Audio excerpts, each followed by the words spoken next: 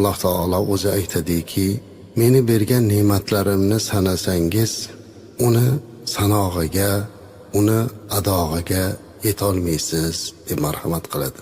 Mana shu ne'matlarni ichida biz uchun katta bir ne'mat borki, bu azizlar, til ne'mati, kalom ne'mati.